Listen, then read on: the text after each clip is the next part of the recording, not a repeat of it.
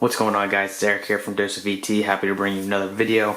So this is something I haven't reviewed before on the channel.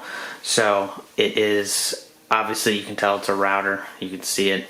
But just to let you know, there's more than just having a router out there. There's a lot more that can be complicated about having a router or having internet and stuff like that. So like for an example, if you have internet, obviously if you're watching this, you definitely have internet unless you're watching it on your phone.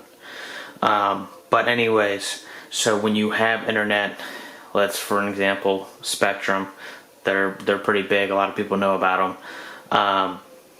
You have to have a modem and a router, or they do make a router modem combo.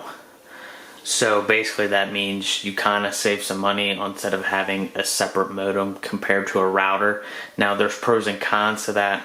Obviously having a separate modem means you can buy a more nicer, fancier one that can produce the type of speeds that you may be trying to get than having a router that's extremely good, because usually the combos, the router part sucks, to be honest with you. There's not a lot out there that are good, and if it is good, it's very costly. Now I'm not saying routers just by themselves are inexpensive and super cheap. You can get upwards of $1,000 just for a router. Now I'm talking mesh systems, so it's multiple 3. Like something like this is only 180 bucks. Now, I'm not saying this is the top of the line. I'm not saying it's at the lowest bottom of the line, but there's obviously stuff that's way better than this, and there's stuff that sucks too. But the reason I went with ASUS, I believe that's how you pronounce it, is because I have fiber optic. So what I found out, and I didn't know this ahead of time, which will be making another video, you need a certain router to run fiber optic. So it's not like normal Spectrum, because you have to have a modem and a router because of the way their signal works, because it comes over coax technically, and fiber optic is over Ethernet, like the legit, like what you plug into your wall. That's basically what fiber optic is in a sense. Now it's a little bit more complicated, but correct me if I'm wrong in the comments, but I'm pretty sure I'm at least decently close. It does get complicated, but you need a certain router to run fiber optics. Now, the reason why I bought this one, there's a higher model, there's lower models, there's in between. This is the one Best Buy had in stock. They had another one that was a little bit more expensive. I think it was like 230 bucks, but I don't need something insanely huge. The house I'm in is about 1,200 square feet, so it's not huge. So I don't need a huge router. The router sits basically in the middle part of the house. So I mean, I could have bought the other one, the bigger one. Eventually, down along the way, I'll probably move into a bigger house. Hopefully, I don't know, maybe none, but we'll see. But I just bought this one now because eventually routers will get better. There'll be something better than Wi-Fi 6. Wi-Fi 6 is the highest thing out. Wi-Fi 7 is starting to be a thing, but it's not that important. But anyways, let's get to why I bought this. So, one, there's extremely different amounts of routers out there, from how big size, if they're made for gaming, if they're made for security purposes or whatever. There's a lot that's involved. So with Cincinnati Bell, you can't, or fiber optics I should say, you can't just buy a normal router. You have to have something unique. So on the side of this box here, you need to have the WAN port, the WAG, I guess is how you pronounce it, port. So this port basically takes the signal. So once fiber optic service technician comes out, installs it into your house, all you have to do is run the cable from your router to whatever port they install within inside your house. So you can't have a normal router and plug into like one of these. It will not work. Now, I will make another video about the router I bought before this, explaining why basically it doesn't work, but that's for another video. So, biggest reason I bought this is because I have this and this is what I need, and I don't have to use a modem because of the way fiber optic is. Now, this router isn't made for like gaming or anything like that. Now the version above it does.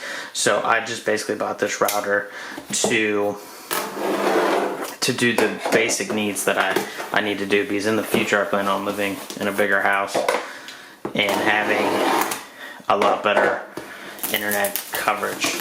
I believe right now I pay for 750 megabytes, which to most people that's a lot. To me, I'd rather have gigabit internet, but I mean the prices on internet's insane anyways, and it shouldn't be as expensive as it is, but obviously a lot of companies like to make a lot of money, so it is what it is.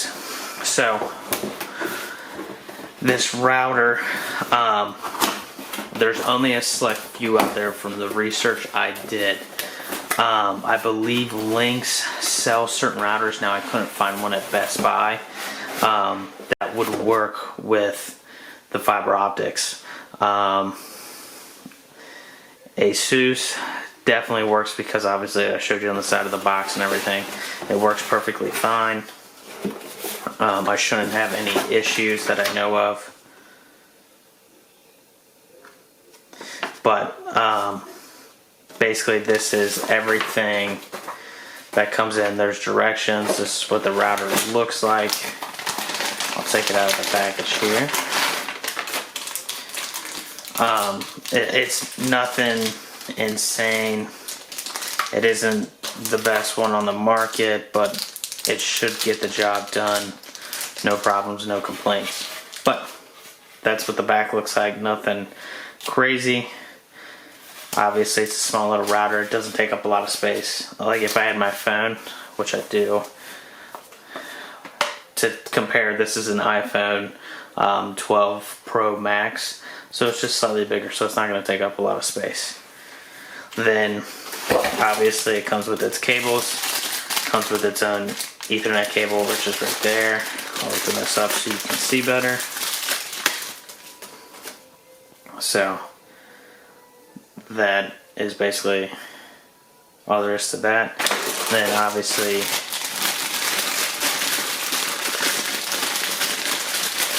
you have, drop it. Obviously you have the power cable, which is nothing special. Then you got all your directions and stuff like that, startup guides, basically everything you need to understand how to get the thing to work. Now, I will test this out and I will see how good it is. Now, obviously when you pay for 750 megabytes, pretty much you understand over Wi-Fi, you're never going to get that number. You will get close to that number. When I talked to the representative person, they said they promise at least 80% plugged in, so wired connections, at least 80% of the 750. Now over Wi-Fi, they basically told me, they didn't give me a percentage, they basically told me you should see about 300 megabytes, maybe 350, maybe 400 if you're on like the 5G band. So obviously you have to be super close to it to be on the 5G band. You have to be within so many feet. So you're gonna lose a significant amount just based off of what they're sending you. So just keep that in mind. You'll never hit that number. A lot of people know that, some people don't. That's why I'm saying it.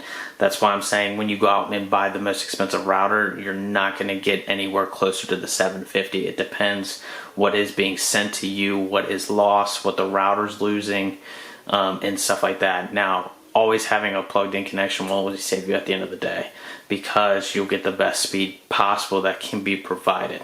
You'll never hit the number though, but you'll get at least decently close.